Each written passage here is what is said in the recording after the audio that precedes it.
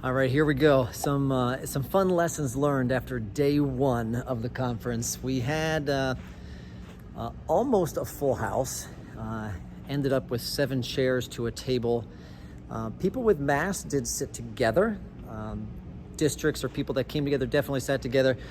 A couple things we did right. We had ushers for the room, and the ushers would bring people in almost like they'll be doing on the school buses. If you're first in, you're going to the front tables. You're coming all the way up front. So the people that came in, we just kind of filled front of the row back, front of the room back. That worked out really well. We also ushered people out of the room. One of the things that worked really great, speaking at the end of the session, was book signing. We've talked a lot about how we're going to sign books and what worked best. I ended up announcing for Hamish, who was our opening keynote here tonight, announced if you would like to do the book, stay in the room, stay seated. If you want to get the autograph, and we had everyone stay. We did the book signing in this room. Worked out really, really well. Cashless.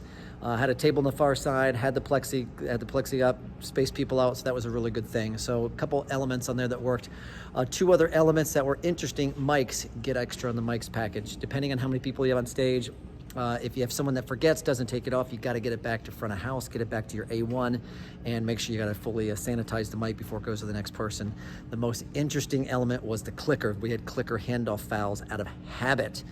Your speaker has to go up with a clicker in their hand so they don't hand it off to one to the other. If it's your executives, it's the speaker, whoever it might be.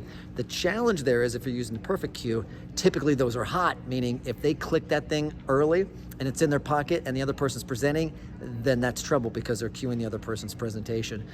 I had a perfect cue. I had my own, so I had it on a separate channel, but if you're working with the same system, you're gonna have to work out different channels or have that little bit of risk of someone walking up there hot. But that was one of the big fouls. More to come, especially on the doors and some other audio things that were interesting and fun. All right, we'll share more shortly, but there's a couple lessons.